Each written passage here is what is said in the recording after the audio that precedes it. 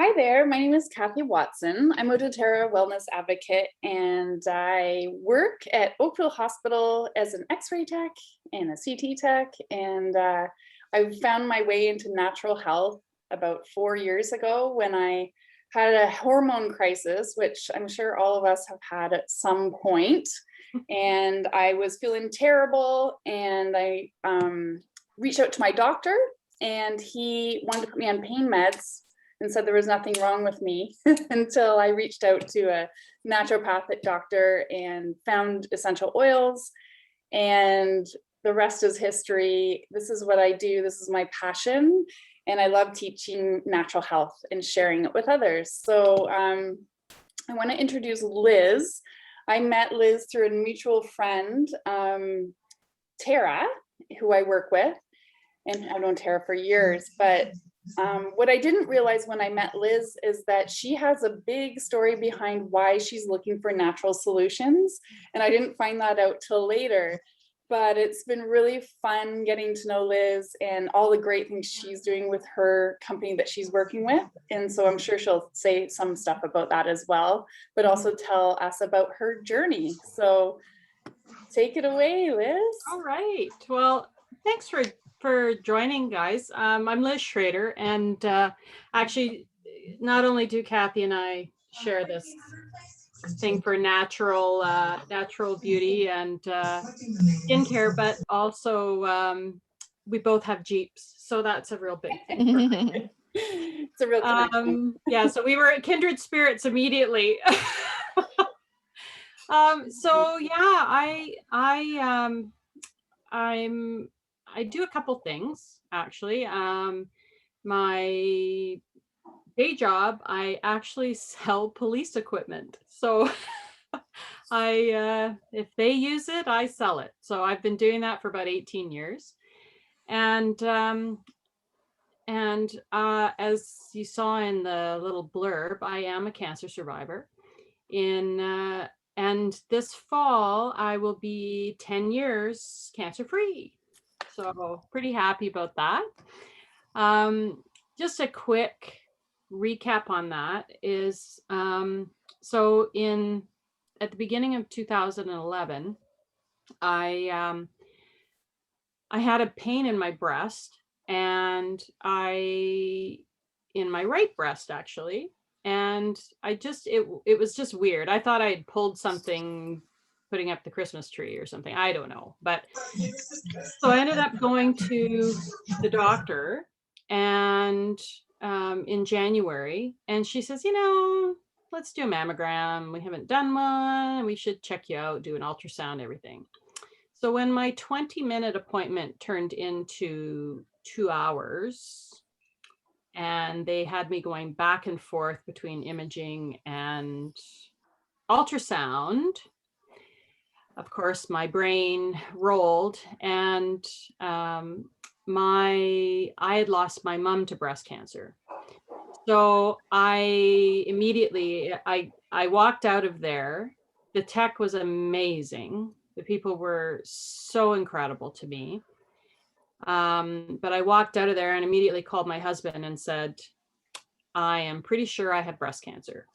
I hadn't had a biopsy, hadn't everything, but just the alarm bells went off for me. So, and I was right.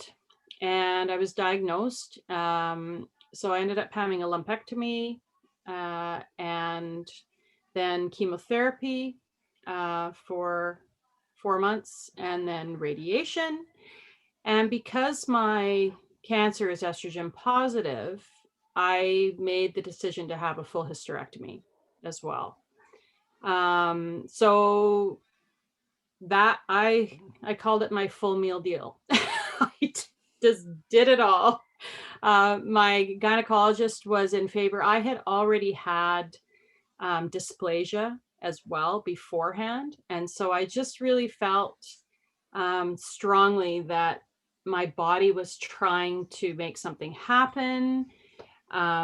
They wanted to put me on tamoxifen, which one of the side effects can be uterine cancer. And since I had already had dysplasia, I really didn't want to go that route. by having the um, hysterectomy, I was able to go on letrozole, which is, you know, and all of these drugs are meant to try and lessen your chance of recurrence. That's all they do, right? So it was a journey. While I was going through chemotherapy, my husband was diagnosed with prostate cancer. So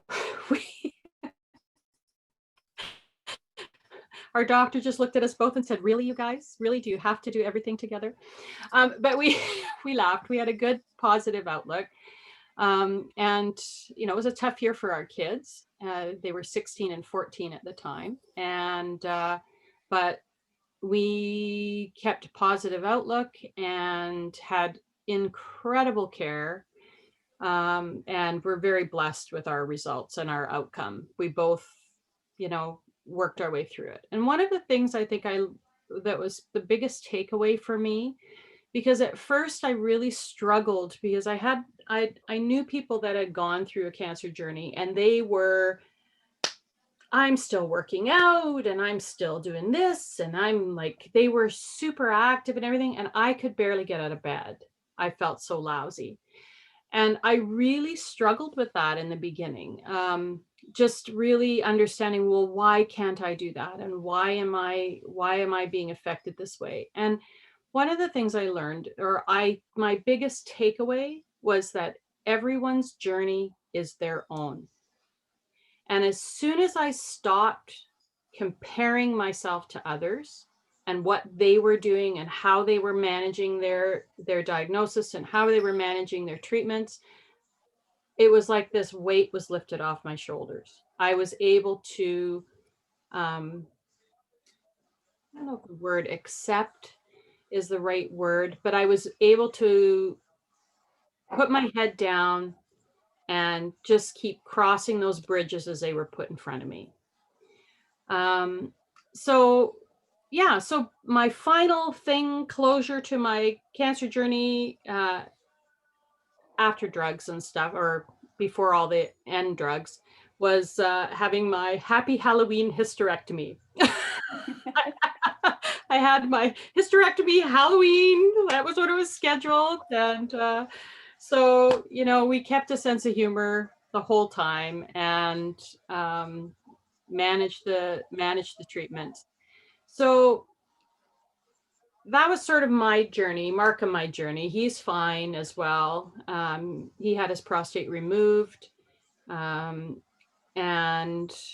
we were very fortunate in that it was fully contained, all the cancer. So he was able to have it removed, and he had no cancer, and his PSA is almost, well, basically zero. So that was very good. And it was discovered through his PSA, having his PSA test. So we're very fortunate.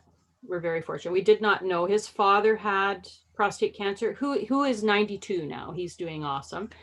But I did not know this, but for men whose fathers have had prostate cancer, they have a 1 in 4 chance of having it.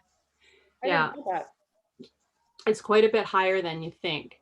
And so, you know, I'm an advocate for PSA tests for men after 40. But anyway, so then I kind of got into my journey towards wellness. And after I was on drugs for 5 years, the protocol was 5 years. I didn't tolerate the letrozole very well. I really struggled with it. I ended up going on a second drug at about year 3 that allowed me to have movement, because it affected my joints so terribly. Oh, wow. So I was on a second drug. And so when I finally went to my oncologist after year 5, they had changed the protocol to a 10-year protocol for letrozole. And he said, no, you're doing great. We're going to take you off it, because if you tolerated it well, we would just leave you on it, but you don't. So we're done. And I was really pleased with that decision. So, but afterwards you would think, because I'd had cancer and everything, I would be all over, oh, I'm going to get healthy and I'm going to eat right and I'm going to do all that. And I didn't. I was so tired and emotionally beat up, if for lack of a better word. I just found that, and I was ticked off. I was like, screw this. I'm going to eat what I want. I'm going to do what I want. I'm going to drink what I want. And it's not like it was destructive in any way, but it wasn't really helpful to me. It wasn't a way of going to wellness. And it was part of an emotional journey for me to kind of get to a place where I was ready to make some serious changes. And actually, Kathy, I don't know that he really changed, what she was a part of that change, because I went to a DoTERRA party at Tara's, who we have as friends, and I had used essential oils for years, like I beforehand, and then I'd kind of gotten away from them, but I didn't really understand how important having quality, safe essential oils is. You just don't go buy the cheap ones at Winners. That's, it's a way bigger issue than that. And so Kathy, at this doTERRA get together, she talked a lot about the efficacy of the doTERRA oils, um, and just the things that the helpfulness, to everyday life for us with the oil. So that kind of got me rolling again. And how long ago was that, Kathy? Was that 4 years? I think it was probably around 3.5 or so. 3.5. Okay. Yeah, give or take. So then I went back to the gym at about 3 years now. I've been working out 3 times a week. And I had totally been away from that because the letrozole had affected me so much. I just couldn't fathom myself doing any weights or any kind of training. I got to a great gym that it's like a boutique gym. And interestingly enough, most of the clients looked like me. I was quite a bit heavier than I am now. My age, I was in my 50s. I'm like, it wasn't a bunch of 20 somethings in their spandex. It was all people that looked like me. And because it's intimidating, right? When you're trying to get back and make changes, it's intimidating to do that sometimes, and to have someone who understands you or is willing to work with you and meet you where you are at that time. And so I found this little, for lack of a better word, boutique gym. It's all personal training. They don't have rooms and rooms of ellipticals and all that stuff. It's strictly all weight training, resistance training. That's the word I'm looking for. Anyway, huge help to me. Like it was great. And now I'm stronger than I've ever been, which is fantastic. So that piece was really important to me, because then I started that was the first step in my wellness. So I've got my essential oils now. My most favorite one, look at, I've got it right here, On Guard. I don't know if anybody else uses this, but oh my gosh, this is my favorite.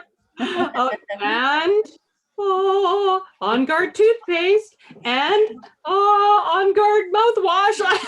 Like, it's my favorite scent. Like, I'm like, oh, I could just eat it. Which I almost do in my toothpaste. But anyway, so that little piece helped me, right? And then Kathy was a great support. And just, I loved watching her videos and suggestions for, I do a lot like with work, with speaking and stuff. And so this little baby, where did I just put it, Kathy? I had it in my hand. This spearmint. Oh my gosh, I love it. And that, just smelling that just calms me, and great. And I actually, my husband had to do a lot of Zoom calls and stuff when this whole thing started. I said, use this, just try it. He loves it. So Yeah. that was a great help for It's us. the oil of confidence in speech, guys, for some of you that don't know. So if you have to speak in front of people, it's a really handy one to have. Just And I yeah. still smell it on my hands because I used it for now. It's perfect. So that piece, so then I started working on my physical body. And that was started giving me a snowball effect and making me feel better physically. I was still heavy. I wasn't losing weight. Not losing weight really wasn't my concern. It was just being healthy. And so I've always struggled with my skin.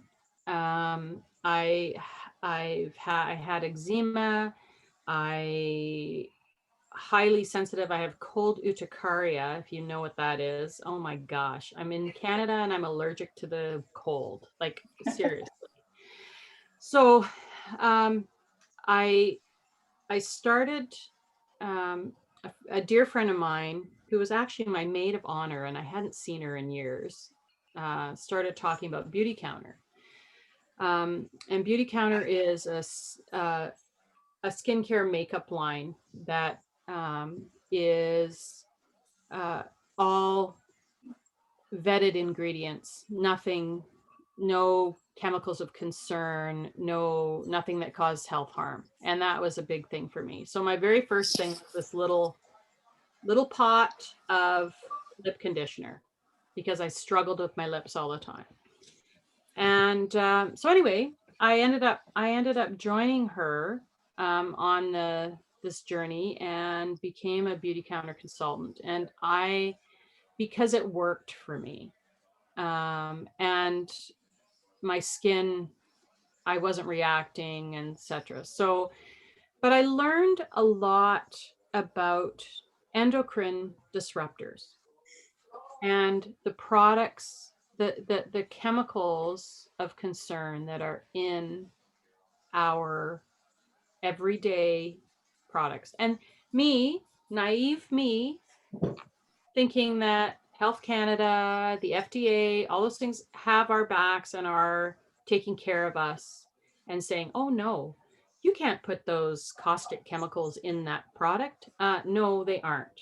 They don't. They can put pretty much whatever they want in your products. When I started looking at the stuff, heaven forbid, the shampoo I'd bought my son, and like the third or fourth thing was sodium lauryl sulfate, which, as I learned, was just so terrible, and pegs, and all these really, like, parabens, tons of parabens. And when I learned that parabens actually mimic estrogen, that was a huge aha moment for me, because my cancer is estrogen positive. Yeah. And so I had done all this work to have a hysterectomy. I was not eating soy. And I'll tell you, interesting little thing about soy for me, because I was drinking soy milk and stuff before. My oncologist said to me, because I said, what about soy? What about, plant-based estrogens? And he just said, I'd really rather you didn't, because we don't know. And I thought, okay, so if the oncologist, if professionals in that field don't know if plant-based estrogens are going to affect me long term, how in the world, like, we know that endocrine disruptors, anything that's mimicking estrogen, that very well could play a role as well. And so it angered me. I got angry because I thought, that we need to fight harder to make sure that we're being, that people don't have to read a label.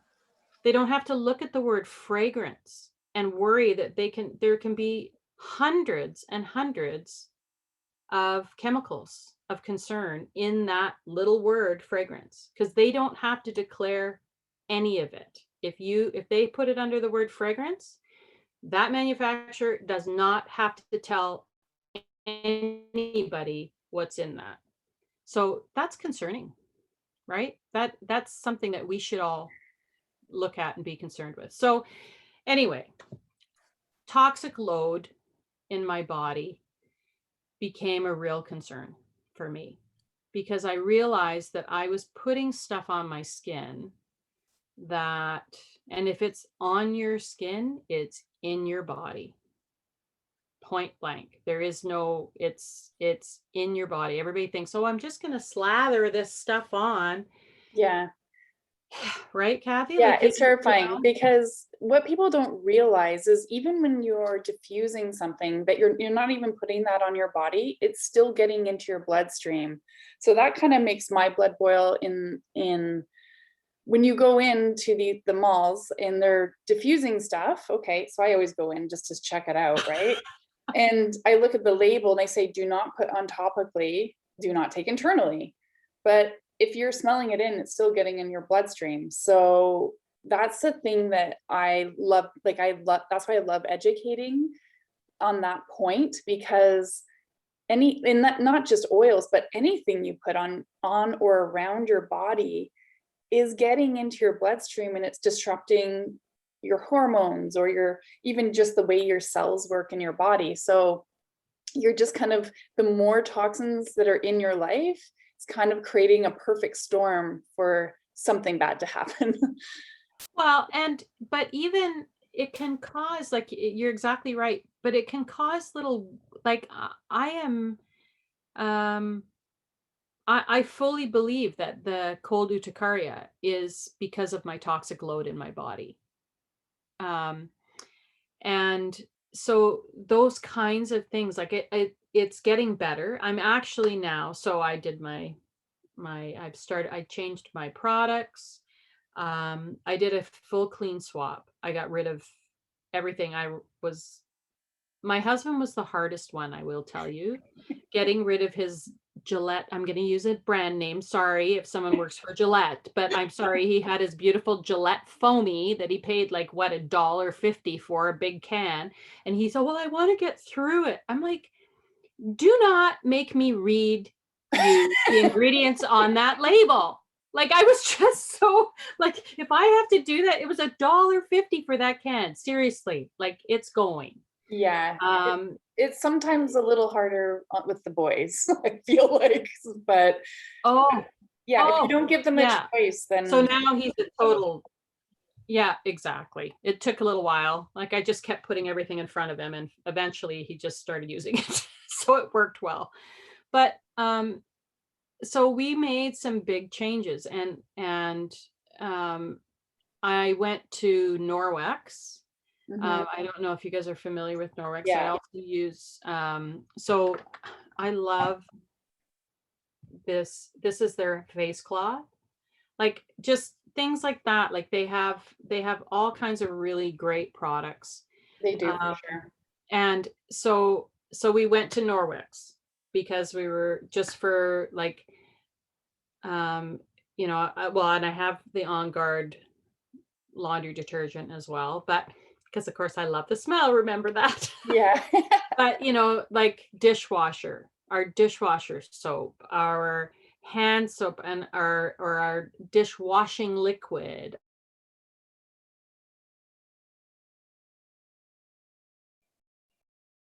are out. We don't have any of that in the house anymore. So we got rid of all of that, and all of those little steps help reduce your toxic load. And um, and then of course came my next step, which was working with a nutritionist. And that is as recent as last November.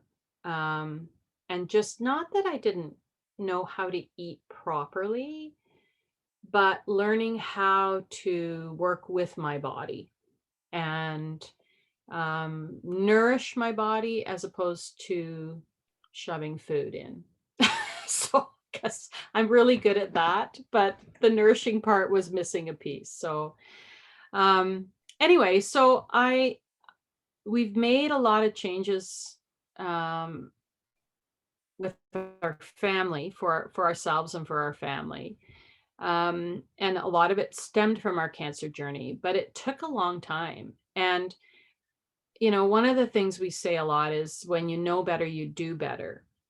Well, that's not always true because I knew better, but I didn't do better for a long time.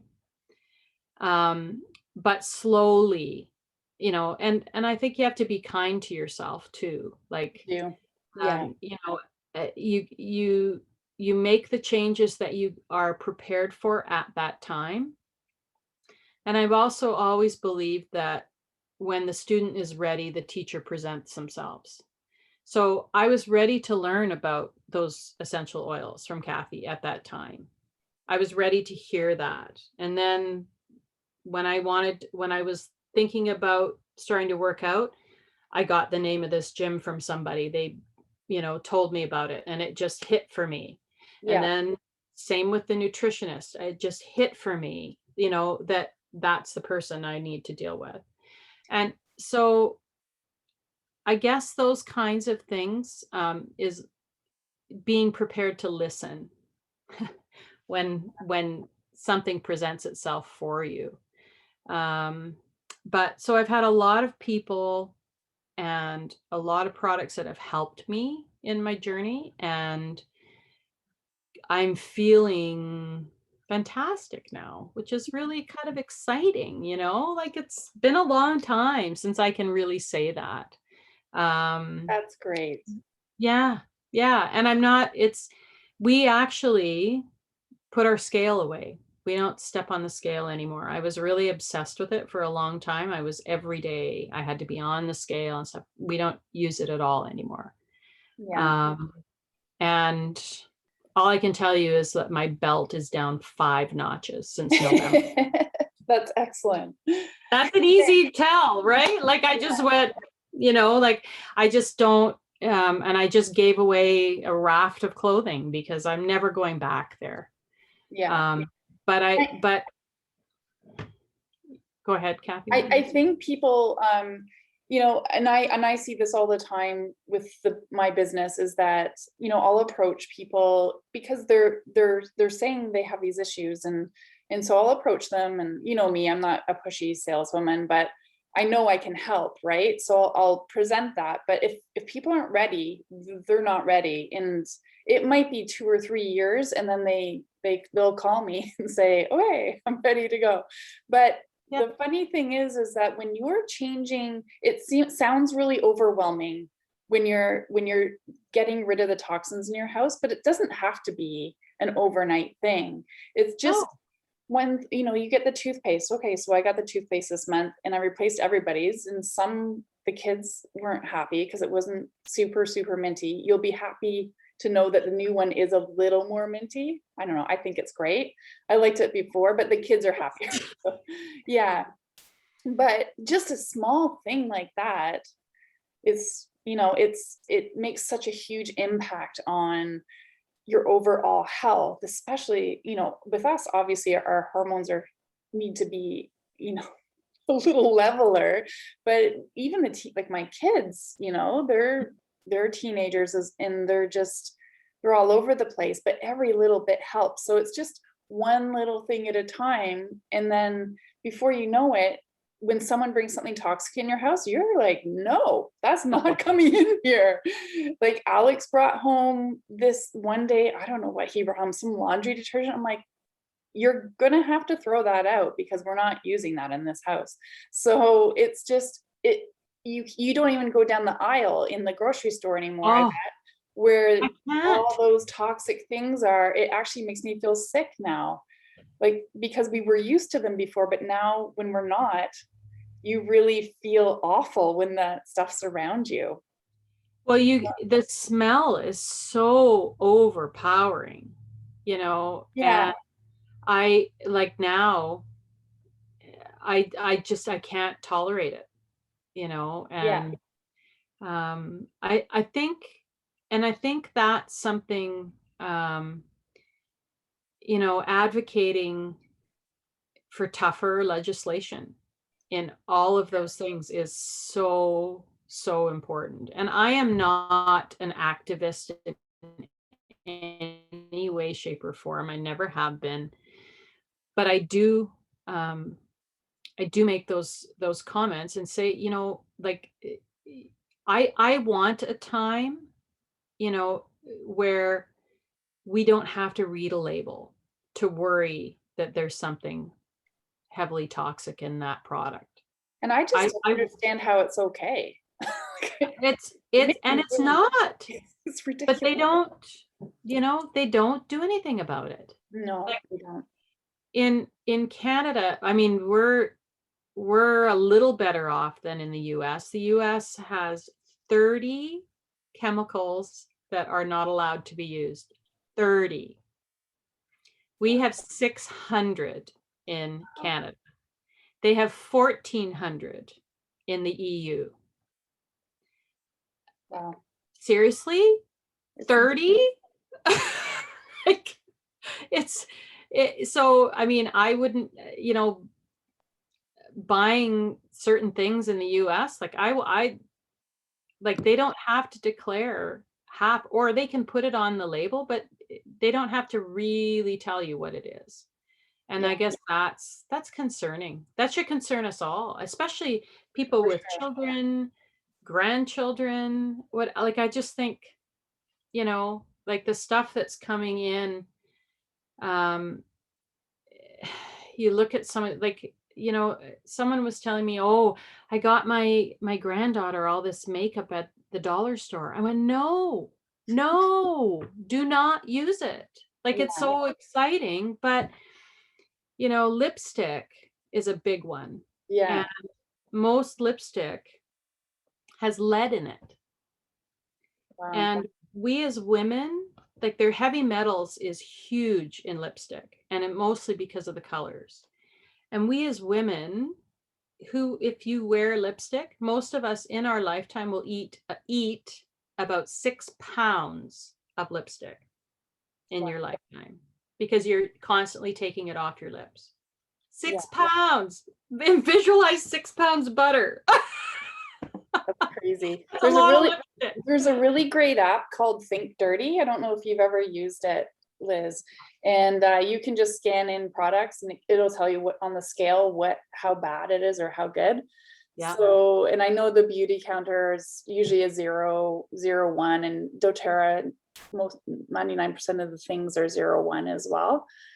And Like so it's EWG too, yeah. yeah, and it's just really important to just learn to be aware of it Hmm. and just make Well, those small switches. And then like there's people like me and Liz that can help you guys out. but It's don't you think that's true though, that most of us don't know that?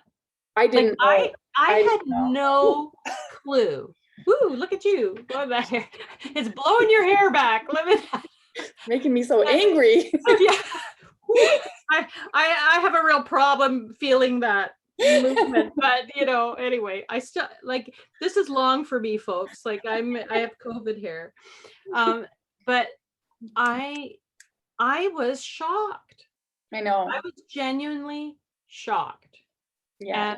And when you tell people that, they go, "What do you mean? Health Canada lets that stuff be?" They don't, like, they have no teeth to be able to pull stuff off the shelf. If Yeah. it comes in and, you know, has a chemical of concern in it,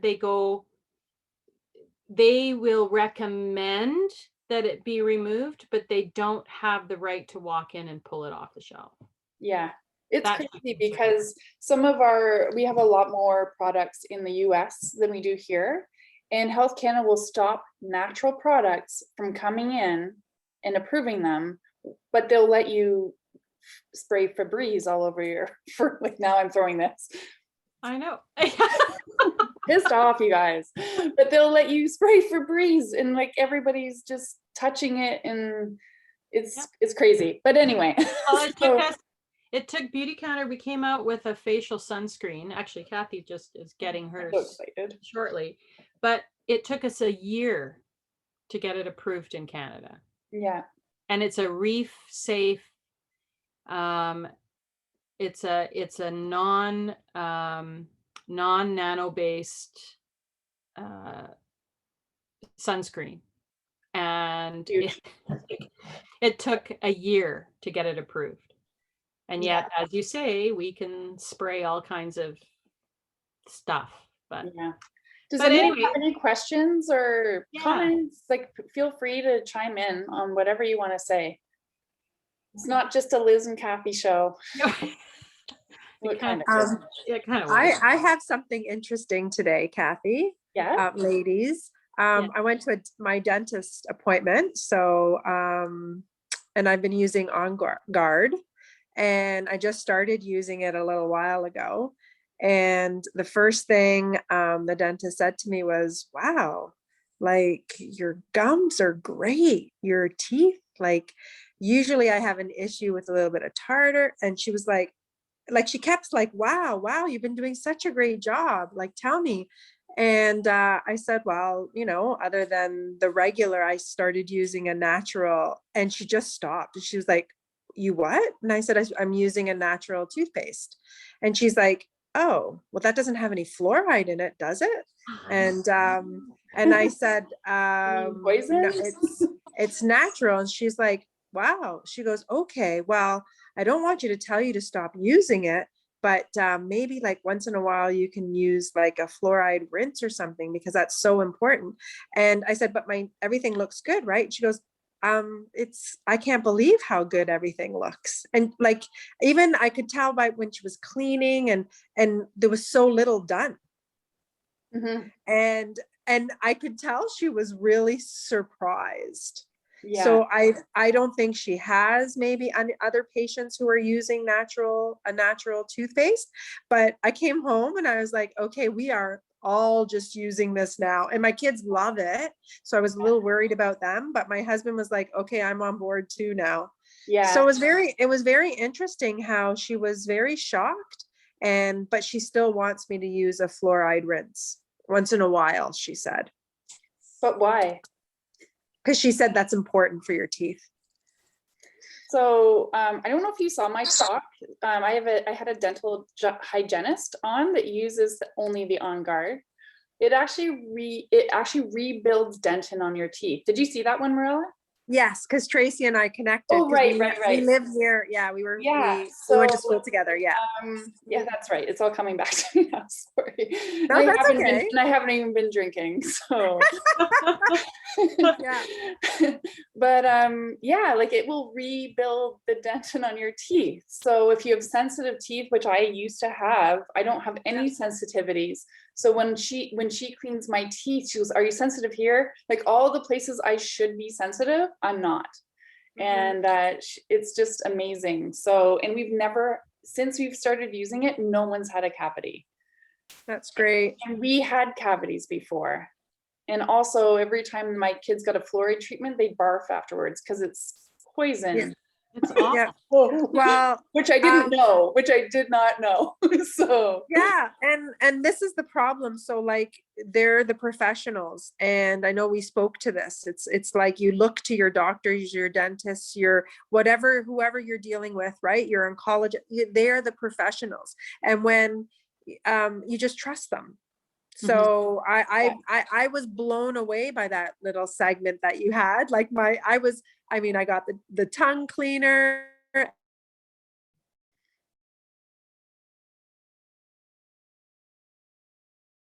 And the reaction of my dentist today, I was blown away, and I was kind of giggling inside, and I thought, wow, okay, she really noticed something, and I haven't been using it that long. Yeah. It's unbelievable. I had the exact same experience. Okay. After using it, exact same. And my I got the most lovely hygienist. She's done my teeth forever. Mhm. And she was just like, what are you doing? And then when I said the same thing, she was like, oh, well, Yeah. I don't know. Because they're not They're taught. not educated on it. They're not So you- educated. It's not her fault. No, it's Mhm. not. Because, Yeah. but they don't learn anything about using any natural Yeah. or, something that doesn't cause health harm is as a product that there's stuff. Well, they never are taught that the stuff is out there. Yeah, Right. And there is some stuff that's not good.